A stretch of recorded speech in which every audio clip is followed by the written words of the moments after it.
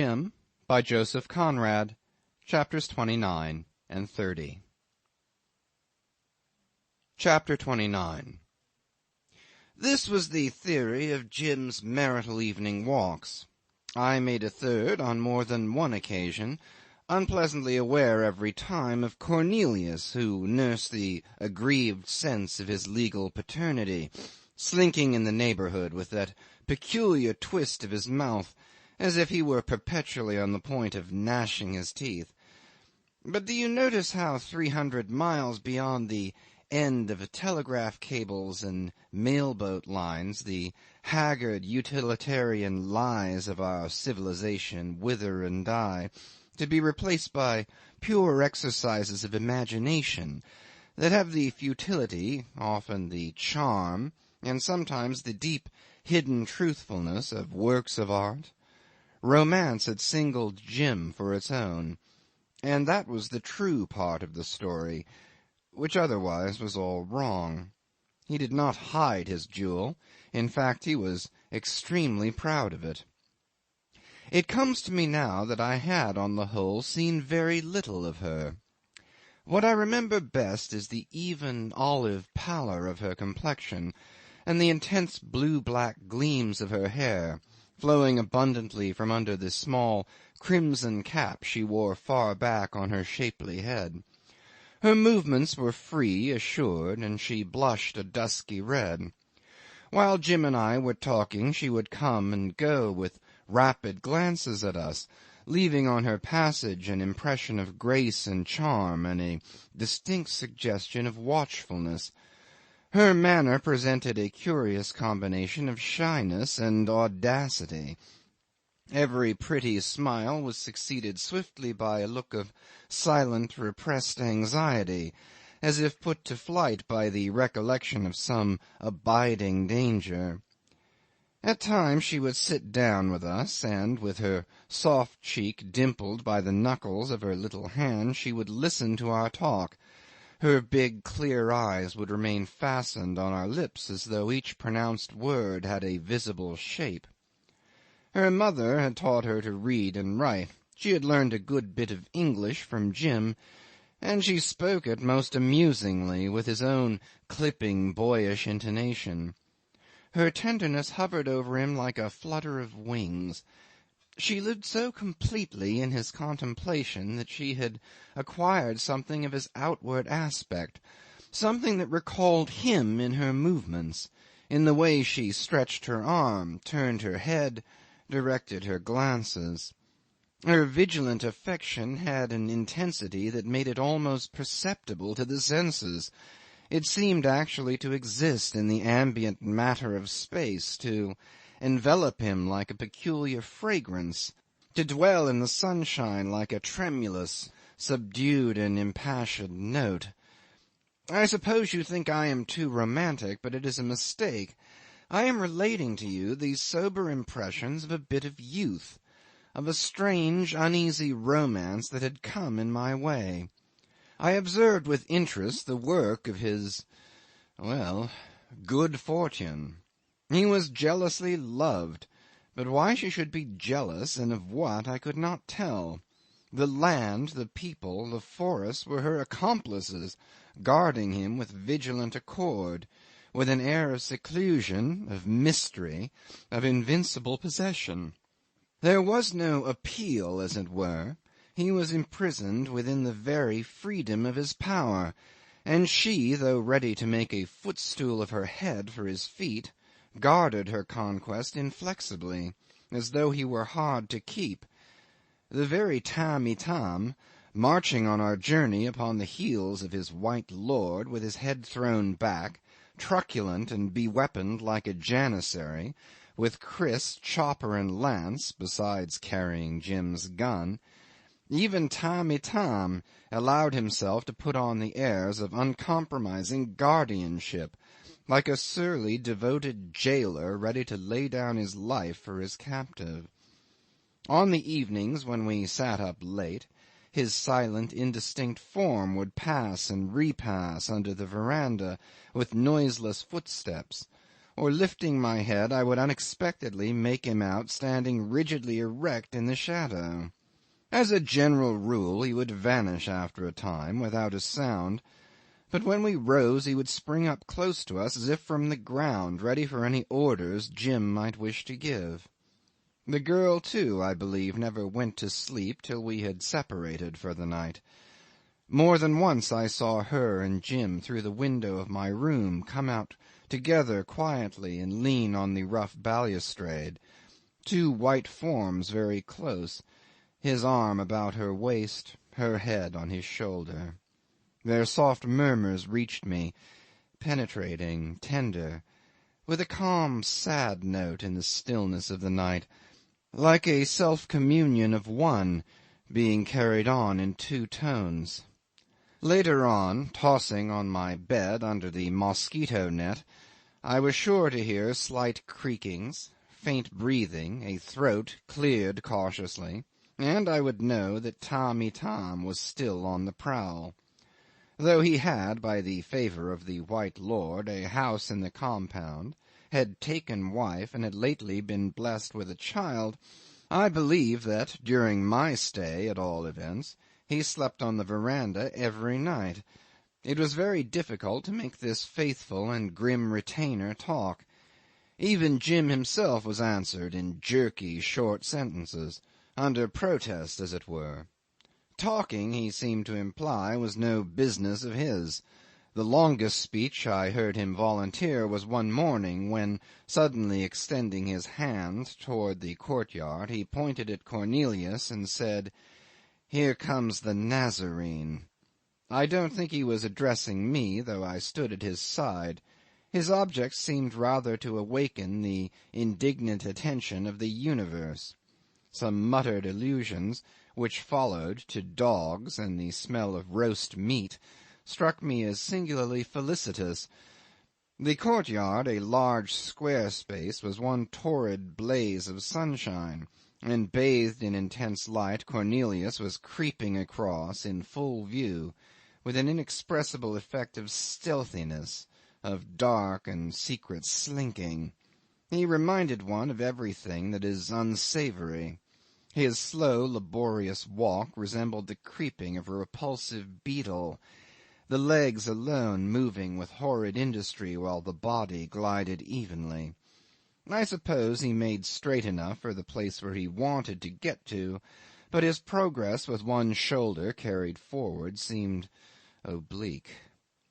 He was often seen circling slowly amongst the sheds as if following a scent, passing before the verandah with upward stealthy glances, disappearing without haste round the corner of some hut.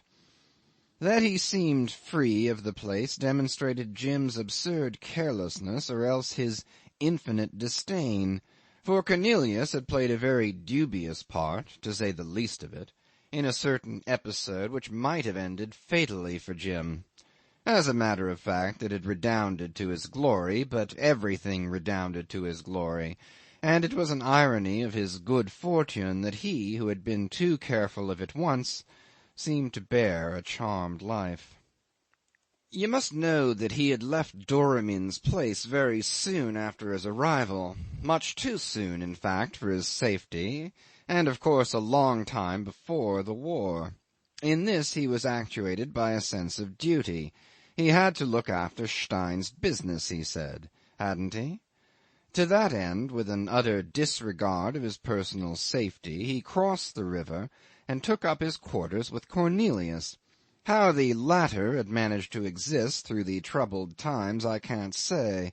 As Stein's agent, after all, he must have had Doramin's protection in a measure, and in one way or another he had managed to wriggle through all the deadly complications, while I have no doubt that his conduct, whatever line he was forced to take, was marked by that abjectness which was like the stamp of the man. That was his characteristic. He was fundamentally and outwardly abject, as other men are markedly of a generous, distinguished, or venerable appearance. It was the element of his nature which permeated all his acts and passions and emotions. He raged abjectly, smiled abjectly, was abjectly sad.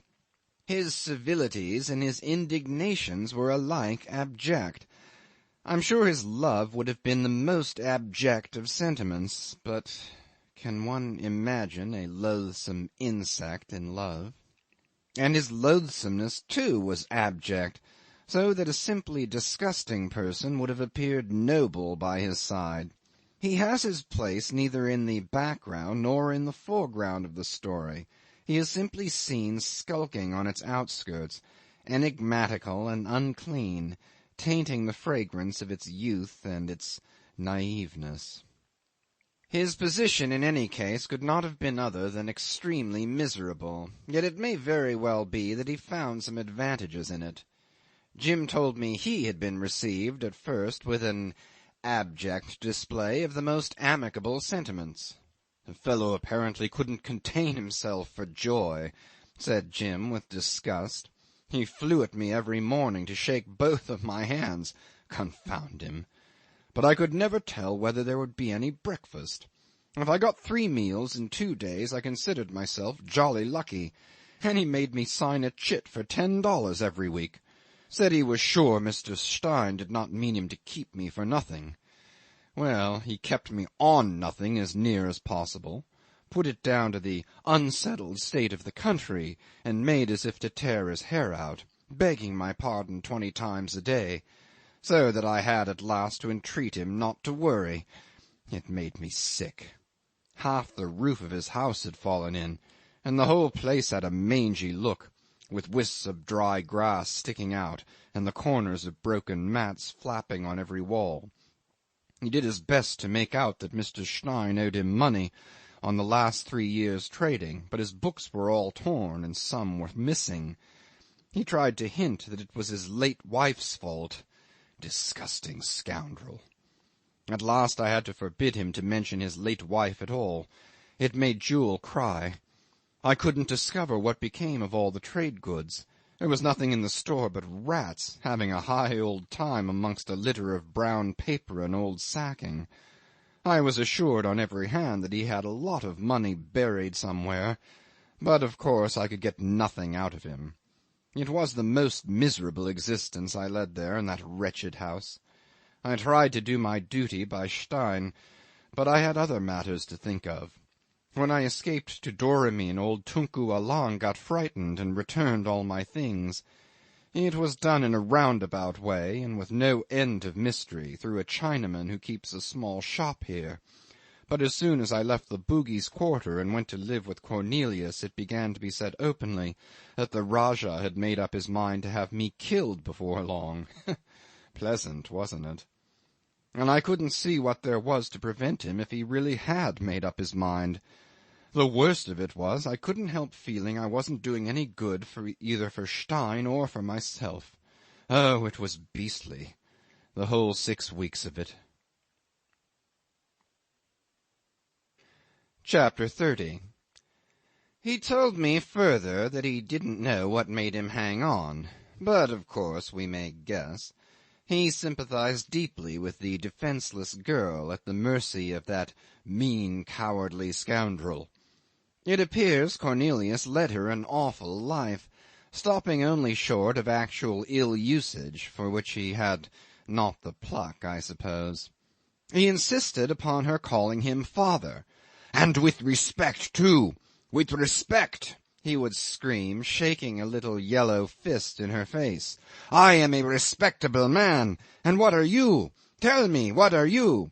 You think I am going to bring up somebody else's child and not be treated with respect? You ought to be glad I let you. Come, say yes, father. No? You wait a bit." Thereupon he would begin to abuse the dead woman, till the girl would run off with her hands to her head.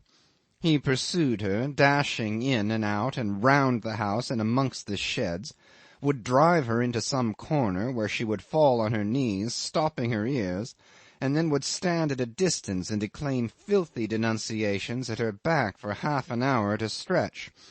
"Your mother was a devil, a deceitful devil.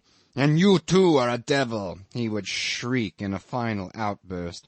Pick up a bit of dry earth or a handful of mud, there was plenty of mud around the house, and fling it into her hair.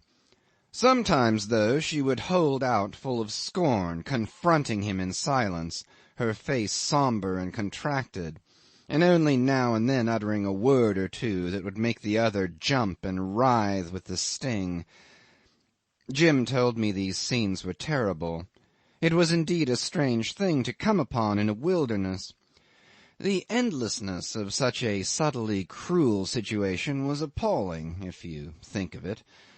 The respectable Cornelius, Inchi Nelius, the Malays called him, with a grimace that meant many things, was a much disappointed man. I don't know what he had expected would be done for him in consideration of his marriage, but evidently the liberty to steal, to embezzle, and appropriate to himself for many years and in any way that suited him best the goods of Stein's Trading Company. Stein kept the supply up unfalteringly as long as he could get the skippers to take it there, did not seem to him a fair equivalent for the sacrifice of his honourable name. Jim would have enjoyed exceedingly thrashing Cornelius within an inch of his life. On the other hand, the scenes were of so painful a character, so abominable, that his impulse would be to get out of earshot, in order to spare the girl's feelings. They left her agitated, speechless, clutching her bosom now and then with a stony, desperate face, and then Jim would lounge up and say unhappily, "Now come. Really, what's the use? You must try to eat a bit," or give some such mark of sympathy. Cornelius would keep on slinking through the doorways, across the veranda and back again, as mute as a fish, and with malevolent, mistrustful, underhand glances. "I can stop his game," Jim said to her once. "Just say the word." And do you know what she answered? She said, Jim told me impressively, that if she had not been sure he was intensely wretched himself, she would have found the courage to kill him with her own hands. Just fancy that! The poor devil of a girl, almost a child, being driven to talk like that, he exclaimed in horror. It seemed impossible to save her, not only from that mean rascal, but even from herself. It wasn't that he pitied her so much, he affirmed. It was more than pity. It was as if he had something on his conscience while that life went on. To leave the house would have appeared a base desertion. He had understood at last that there was nothing to expect from a longer stay, neither accounts nor money nor truth of any sort. But he stayed on, exasperating Cornelius to the verge, I won't say of insanity, but almost of courage. Meantime he felt all sorts of dangers gathering obscurely about him. Doramin had sent over twice a trusty servant to tell him seriously that he could do nothing for his safety unless he would recross the river again and live amongst the Bugis as at first. People of every condition used to call, often in the dead of night, in order to disclose to him plots for his assassination.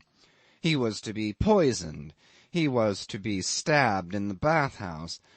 Arrangements were being made to have him shot from a boat on the river. Each of these informants professed himself to be his very good friend. It was enough, he told me, to spoil a fellow's rest for ever. Something of the kind was extremely possible, nay, probable, but the lying warnings gave him only the sense of a deadly scheming going on all around him, on all sides in the dark. Nothing more calculated to shake the best of nerve. Finally, one night, Cornelius himself, with a great apparatus of alarm and secrecy, unfolded in solemn wheedling tones a little plan wherein for $100, or even for 80, let's say 80, he, Cornelius, would procure a trustworthy man to smuggle Jim out of the river all safe. There was nothing else for it now, if Jim cared a pin for his life. What's $80? A trifle, an insignificant sum, while he, Cornelius, who had to remain behind, was absolutely courting death by this proof of devotion to Mr. Stein's young friend. The sight of his abject grimacing was, Jim told me, very hard to bear. He clutched at his hair, beat his breast, rocked himself to and fro with his hands pressed to his stomach, and actually pretended to shed tears. "Your blood be on your own head," he squeaked at last, and rushed out. It is a curious question how far Cornelius was sincere in that performance. Jim confessed to me that he did not sleep a wink after the fellow had gone. He lay on his back on a thin mat spread over bamboo flooring, trying idly to make out the bare rafters, and listening to the rustlings in the torn thatch. A star suddenly twinkled through a hole in the roof. His brain was in a whirl, but nevertheless it was on that very night that he matured his plan for overcoming Sherif Ali.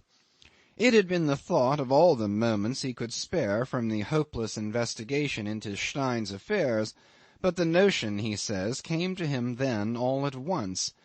He could see, as it were, the guns mounted on the top of the hill. He got very hot and excited lying there. Sleep was out of the question more than ever. He jumped up and went out barefoot on the veranda. Walking silently, he came upon the girl, motionless against the wall, as if on watch. In his then state of mind it did not surprise him to see her up, nor yet to hear her ask in an anxious whisper where Cornelius could be. He simply said he did not know. She moaned a little and peered into the campong. Everything was very quiet. He was possessed by his new idea, and so full of it that he could not help telling the girl all about it at once. She listened, clapped her hands lightly, whispered softly her admiration, but was evidently on the alert all the time. It seems he had been used to make a confidant of her all along, and that she on her part could and did give him a lot of useful hints as to Patusan affairs, there is no doubt. He assured me more than once that he had never found himself the worse for her advice. At any rate, he was proceeding to explain his plan fully to her then and there, when she pressed his arm once and vanished from his side. Then Cornelius appeared from somewhere, and, perceiving Jim, ducked sideways, as though he had been shot at, and afterwards stood very still in the dusk. At last he came forward prudently, like a suspicious cat. "There were some fishermen there, with fish," he said in a shaky voice. "To sell fish. You understand." It must have been about 2 o'clock in the morning, a likely time for anybody to hawk fish about. Jim, however, let the statement pass, and did not give it a second thought. Other matters occupied his mind, and besides he had neither seen nor heard anything. He contented himself by saying, "Oh," absently, got a drink of water out of a pitcher standing there, and leaving Cornelius a prey to some inexplicable emotion that made him embrace with both arms the worm-eaten rail of the veranda as if his legs had failed, went in again and lay down on his mat to think. By and by he heard stealthy footsteps. They stopped. A voice whispered tremulously through the wall. "Are you asleep?" "No. What is it?" he answered briskly, and there was an abrupt movement outside, and then all was still, as if the whisperer had been startled. Extremely annoyed at this, Jim came out impetuously, and Cornelius, with a faint shriek, fled along the veranda as far as the steps, where he hung on to the broken banister. Very puzzled, Jim called out to him from the distance to know what the devil he meant. "Have you given your consideration to what I spoke to you about?" asked Cornelius, pronouncing the words with difficulty, like a man in the cold fit of a fever. "No," shouted Jim in a passion. "I have not, and I don't intend to. I am going to live here, in Patusan." "You shall die here," answered Cornelius, still shaking violently, and in a sort of expiring voice. The whole performance was so absurd and provoking that Jim didn't know whether he ought to be amused or angry. "Not till I've seen you tucked away, you bet," he called out, exasperated yet ready to laugh. Half seriously, being excited with his own thoughts, you know, he went on shouting, "Nothing can touch me. You can do your damnedest." Somehow the shadowy Cornelius, far off there, seemed to be the hateful embodiment of all the annoyances and difficulties he had found in his path. He let himself go, his nerves had been overwrought for days, and called him many pretty names, swindler, liar, sorry rascal, in fact carried on in an extraordinary way. He admits he passed all bounds, that he was quite beside himself, defied all Patusan to scare him away, declared he would make them all dance to his own tune yet, and so on, in a menacing, boasting strain. Perfectly bombastic and ridiculous, he said. His ears burned at the bare recollection. Must have been off his chump in some way. The girl who was sitting with us nodded her little head at me quickly, frowned faintly, and said, "I heard him," with a childlike solemnity. He laughed and blushed. What stopped him at last, he said, was the silence, the complete death-like silence of the indistinct figure far over there, that seemed to hang collapsed, doubled over the rail in a weird immobility. He came to his senses, and ceasing suddenly, wondered greatly at himself. He watched for a while. Not a stir, not a sound. "Exactly as if the chap had died while I had been making all that noise," he said. He was so ashamed of himself that he went indoors in a hurry, without another word, and flung himself down again. The row seemed to have done him good, though, because he went to sleep for the rest of the night like a baby. Hadn't slept like that for weeks. "But I didn't sleep," struck in the girl, one elbow on the table and nursing her cheek. "I watched." Her big eyes flashed, rolling a little, and then she fixed them on my face intently. End of chapters 29 and 30.